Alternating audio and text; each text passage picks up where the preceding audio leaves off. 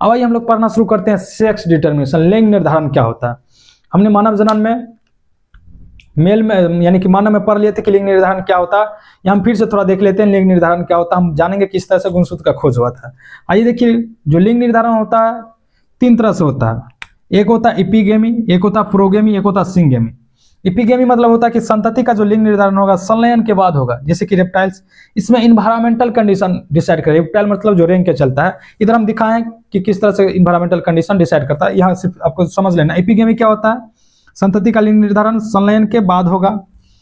प्रोगेमी क्या होता है, प्रोगेमी क्या होता है, संतति का लिंग निर्धारण संलयन से पहले ये हो जाएगा, जैसे कि ड्रोन। ड्रोन मतलब क्या, सिंपल मधुमक्खी जो नर होता है, हम आपको बताएंगे कि किस तरह से ड्रोन का निर्माण होता है। आपको सिंपल याद रखना, प्रोगेमी में क्या होगा, जो संतति का लिंग निर्धारण होता है संलयन से पहले हो जाएगा, एग्जाम्पल में ड्रोन। अगला है सिंगेमिक। सिंगेमिक में क्या होगा, जो संतति का लिंग निर्धारण होगा वो संलयन के समय होगा, एग्जाम्पल में जैसे कि ह्यूमन। फिर से सुन लीजिएगा, सेक्स डिटर्मिनेशन लिंग निर्धारण 3 तरह से हो सकता है। इपिगेमिक हो सकता है, प्रोगेमिक हो सकता है, सिंगेमिक। इपिगेमिक में क्या होगा, संतति का लिंग निर्धारण संलयन के बाद होगा, रेप्टाइल्स। इसका इन्वायरमेंटल डिसाइड करेगा, इन्वायरमेंट किस तरह से कंडीशन डिसाइड करेगा कि मेल होगा कि फीमेल होगा। जैसे उधर हम समझाएं, पहले इधर देख लेते हैं। प्रोगेमी, संतति का लिंग निर्धारण संलयन के पहले होगा, एग्जाम्पल में ड्रोन। ये बिना निषेचन के ही बनता है जी, इसी को हम लोग कहते हैं पार्थेनोजेनेसिस। आपको हम पढ़ाए थे, एक पार्थिनोकार्पिक, एक होता है पार्थेनोजेनेसिस। पार्थिनोकार्पिक जो अनफर्टिलाइज फ्रूट होता है उसको हम लोग कहते हैं पार्थिनोकार्पिक। जो अनफर्टिलाइज ऑर्गेनिज्म होता है उनको हम लोग क्या कहते हैं, पार्थिनोजेनेसिस कहते हैं। अब देखिए हम क्या लिखे हैं, सेक्स डिटर्मिनेशन के लिए 3 फैक्टर रिस्पॉन्सिबल होते हैं। क्या क्या, यह हम आपको बता देंगे, ये इन्वायरमेंटल बोला वहां बता देंगे। पहला क्या लिखे, लिंग गुणसूत्र। इसको हम डिटेल में पढ़ेंगे क्या होता है, पहले इसको समझ लेते हैं। लिंग गुणसूत्र यानी कि सेक्स क्रोमोसोम, या जिसको हम लोग एलोसोम कहते हैं। सेक्स क्रोमोसोम क्या करेगा, यहाँ पर डिसाइड करेगा कि बच्चा जो होगा यानी कि संतति मेल होगा कि फीमेल होगा। जैसे मेल में एक्स वाई किस में पाया जाता है, मेल में ही पाया जाता है, यानी कि ह्यूमन में मेल में पाया जाता है एक्स वाई क्रोमोसोम। तो कौन डिसाइड करेगा, संतति का लिंग मेल डिसाइड करेगा। उसके बाद क्या लिखे, नॉन एलोसोमल, यहाँ पे लिंग गुणसूत्र डिसाइड नहीं करेगा, यहाँ पे एफ प्लाज्मेट डिसाइड करेगा। जो बच्चा क्लास 11 पढ़ेंगे वहाँ आप पढ़े होंगे एफ प्लाज्मेट के बारे में क्या होता है। अगर एफ प्लाज्मेट प्लस है तो वो मेल हो जाएगा और माइनस है तो फीमेल हो जाएगा। उसके बाद पर्यावरण की स्थिति, यहाँ नजर आ रहा है ना, इपिगेमी में हम आपको बताए थे कि यहाँ पे इन्वायरमेंटल कंडीशन है डिसाइड करेगा। इधर हम दिखाते हैं आपको कि पर्यावरण किस तरह से डिसाइड करता है। एग्जाम्पल में देखिए क्या लिखे, पर्यावरण मतलब सिंपल क्या, जो हमारा आसपास का वातावरण वही डिसाइड करेगा। जैसे लिखे कि कछुआ, कछुआ में क्या होगा, अगर तापमान ठंडा है ना तो जो निषेचन के बाद बौआ बनेगा वो नर बनेगा। इधर देखिए हम क्या लिखे हैं, इपिगेमी में संतति का लिंग निर्धारण संलयन के बाद होगा। संलयन तो हो गया है लेकिन डिसाइड क्या करेगा जी, पर्यावरण स्थिति डिसाइड करेगा कि अगर तापमान ठंडा रहेगा तो नर का निर्माण हो जाएगा, अगर उच्च तापमान होगा तो मादा का निर्माण हो जाएगा। ठीक उसी तरह से मगरमच्छ में देखिए, अगर मध्य तापमान है तो मादा का निर्माण होगा, अगर उच्च तापमान है तो नर का निर्माण होगा। तो सेक्स डिटर्मिनेशन, आइए नेक्स्ट हम कुछ जीवों में देख लेते हैं सेक्स डिटर्मिनेशन लिंग का निर्धारण किस तरह से होता है। आइए सबसे पहले मानव जब में जान लेते हैं, सबको पता क्या होता है, किस तरह से होता है। देखिए मानव को हम लोग क्या कहते हैं, मेल हेट्रोगेमेटी। हेट्रो मतलब समझते हैं ना जी, अलग, गेमिट मतलब अलग अलग प्रकार का, गेमिट। हेट्रोगेमेटी इसको क्यों कहते हैं, जो मेल होता है इसमें यानी कि मानव में जो मेल होता है उसमें अलग अलग प्रकार का क्रोमोसोम पाया जाता है। देखिए एक्स और वाई पाया जाता है। तो हर एक जगह देखिए लिखे, समझ जाइएगा। यहाँ देखिए लिखे मेल हेट्रोगेमेटी, यहाँ भी क्या लिखे, मेल हेट्रोगेमेटी, मतलब इसमें जो मेल पाया जाएगा इसमें अलग अलग प्रकार का क्रोमोसोम पाया जाएगा। ठीक है, उस तरह से यहाँ देखिए क्या लिखे, फीमेल हेट्रोगेमेटी। जो बर्ड्स होंगे, बटरफ्लाइज होंगे, कुछ रेप्टाइल्स होंगे, इसमें फीमेल होता है हेट्रोगेमेटी, यानी कि इसमें फीमेल डिसाइड करेगा जो संतति होगा बेटा होगा कि बेटी होगा। उसके बाद मधुमक्खी में हम पढ़ेंगे। आइए इधर से देखते हैं। सबसे पहले मानव में देखिए क्या लिखे हैं, मेल हेट्रोगेमेटी होता है, मेल में पाया जाएगा एक्स वाई क्रोमोसोम, बचपन से सबको पता है, और फीमेल में एक्स एक्स पाया जाएगा। यहाँ से बनेगा एक्स और वाई, अगर ये एक्स इससे मिल जाएगा तो बन जाएगा फीमेल, और ई एकरा से मिल जाएगा तो बन जाएगा मेल। यानी कि मेल रिस्पॉन्सिबल होगा किसके लिए जी, यानी कि मेल का क्रोमोसोम रिस्पॉन्सिबल होगा बेटा होगा कि बेटी होगा। चलिए नेक्स्ट लिखे हैं ग्रासहोपर टिड्डा में मेल हेट्रोगेमेटी होता है, यानी कि इसमें भी मेल डिसाइड करेगा बेटा होगा कि बेटी होगा। ये मेल है, इसमें पाया जाता है एक्स और ओ क्रोमोसोम, फीमेल में पाया जाता है एक्स एक्स। अब ये एक्स अगर इस एक्स से मिलेगा तो बनेगा फीमेल, और ई ओ एस से मिल जाएगा तो बन जाएगा मेल। सिंपल है। बटरफ्लाई और बर्ड्स हो गया, बटरफ्लाई। कुछ रेप्टाइल में देखिए क्या होता है, जो मेल होता है उसमें पाया जाता है जेड जेड क्रोमोसोम, और जो फीमेल होता है उसमें जेड डब्ल्यू। अब से क्वेश्चन पूछेगा कि बताइए जेड जेड मेल है, जेड डब्ल्यू फीमेल है, तो इसमें ये किसके लिंग निर्धारण के लिए जिम्मेदार होता है। ऑप्शन में दे देगा पक्षी हो गया, बटरफ्लाई, कुछ रेप्टाइल्स, मानव, मधुमक्खी, कुछ भी दे देगा। तो याद रखिएगा इसमें जो फीमेल होता है वो जिम्मेदार होता है यहाँ से बनेगा जेड और डब्ल्यू, यहाँ से बनेगा जेड। अगर ये जेड इससे मिल जाएगा तो बन जाएगा फीमेल, और ये इससे मिल जाएगा तो बन जाएगा मेल।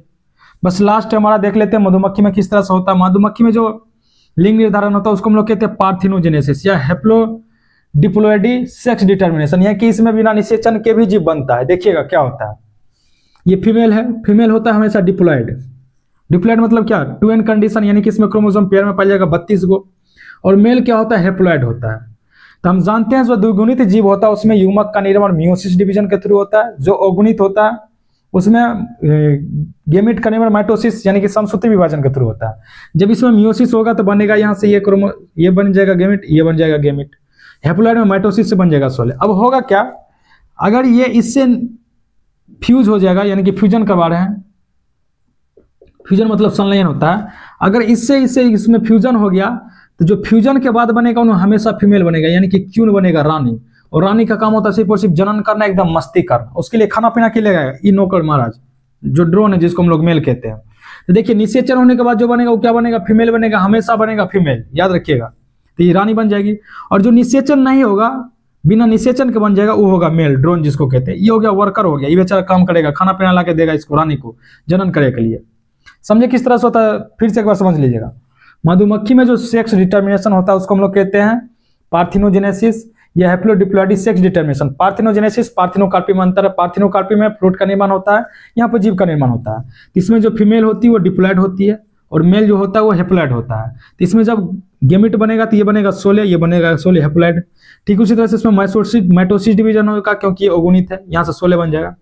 जब ये इससे मिलेगा तो हमेशा बनेगा क्या, फीमेल, रानी बनेगी, फ्यूजन होगा। एक काम होता है सिर्फ और सिर्फ जनन करना, मजे करना। और जो निषेचन नहीं होगा ना वो बन जाएगा मेल, ड्रोन, वर्कर बन जाएगा, मजदूर आदमी। तो नीचे लिखिए, देखिए क्या लिखे, ड्रोन का पिता और पुत्र नहीं होगा। बताइए इस ड्रोन का पिता और पुत्र होगा कैसे जी? ये तो ड्रोन है, ठीक है, ये तो निषेचन में भाग ही लिया ही नहीं, इसका बाप कोई कहलाएगा कैसे? इसका पुत्र भी नहीं हो सकता क्योंकि देखिए निषेचन के बाद हमेशा क्या बन रहा है, फीमेल क्यून बन रही है, रानी बन रही है। उसके बाद और इधर आप समझ गए तो इधर तक लिख लीजिए आप, नहीं तो हम यहाँ लिख के बता देते हैं। इसके रिलेटेड एक और बात लिखना है कि ड्रोन का ड्रोन का नाना हो सकता है और नाती हो सकता है। ड्रोन ब्लैक कलर से लिख देते हैं, आपको समझ में आ जाएगा। ड्रोन का पिता और पुत्र नहीं हो सकता, लेकिन drone have grandfather and grandson. कैसे हम आपको समझाते हैं, हम यहां लिखे कि ग्रैंड का पिता और हो सकता है पुत्र, पिता और पुत्र नहीं होगा। समझ गए कैसे नहीं होगा, क्योंकि ये बिना निषेचन के ही बन रहा है, तो इसका बाप कोई कहलाएगा कैसे? इसका ना ही पिता होगा ना ही पुत्र होगा, क्योंकि जो निषेचन के बाद बनता है हमेशा लड़के ही बनता है। आगे हम लिखेंगे ड्रोन का नाना हो सकता है और नाती हो सकता है। कैसे, देखिए ये ड्रोन है, ठीक, ये फीमेल है और फीमेल और इससे मिलकर बना, हमेशा क्यून बनी, तो इस क्यून का बाप क्या हो गया, ई हो गया, ठीक है, ये बाप बन सकता है, मतलब ये बाप कहलाएगा इसका। अब हम बोल रहे हैं कि ये भी फीमेल तो किसी ड्रोन के मदद से बनी होगी, तो इसके लिए जो भी ड्रोन होगा यानी कि मेल जो होगा, बताइए इसका क्या होगा? ये ड्रोन है, ये भी किसी से बना होगा, ये इसके लिए, ये ड्रोन इसके लिए क्या हो जाएगा, बाप। फिर से सुनिए, कंफ्यूजन हो जाएगा तो फिर से सुनिएगा। हम बोल रहे हैं कि ये निषेचन के बाद बन गए क्यों, तो ई अगर क्या कहलाएगा, बाप कहलाएगा। हम बोल रहे हैं कि ठीक उसी तरह से एकरो तो कोई बाप होगा, फीमेल का बाप हो सकता है, मेल का बाप नहीं होगा। देखिए ड्रोन बेचारा का कहां से बाप आएगा, लेकिन अगर नाना नाती तो हो सकता है ड्रोन का।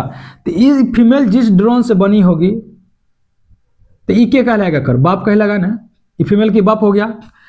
एकर बाप ई है तो एकर ई क्या हो गया, इस फीमेल से ही तो बनी है, बना है नहीं ड्रोन, तो एकर क्या हो गया, ई हो गया एकर नाना जी, ई हो गया ओकर नाती जी। समझे नहीं समझे, फिर से एक बार सुन लीजिएगा। हम बोले कि ड्रोन के पिता और पुत्र नहीं होगा, ये तो समझ में आ रहा है आपको। कहां से पुत्र होगा, क्योंकि बिना निषेचन के बन रहा है, अगर कोई बाप कहलाएगा नहीं अगर पुत्र हो सकता है, क्योंकि हमेशा जब निषेचन के बाद बनता है तो रानी बनता है, यानी फीमेल बनता है। हम बोल रहे हैं कि लेकिन ड्रोन के पास नाना हो सकता है, नाती हो सकता है। कैसे हो सकता है, ये फीमेल जकरा से बनी होगी एक बाप कहलाएगा। ये फीमेल जिस ड्रोन से बनी होगी तो ये ड्रोन एक बाप हो गया ना जी। तो ई माँ है, ई हो गया एकर बाप, तो ई माँ है, एकरा से जो ई ड्रोन बनेगा एकर ई नाना न होगा जी, और ई अकर कोई हो जाएगा, नाती हो जाएगा। तो वही लिखा है कि ड्रोन के पास दादा हो सकता है और नाती हो सकता है, ग्रैंडफादर, अब दादा नाना जो बोल लीजिए, हो सकता है, लेकिन पिता और पुत्र नहीं हो सकता। तो यहाँ हम लोग सेक्स डिटर्मिनेशन पढ़ के खत्म कर लिया है।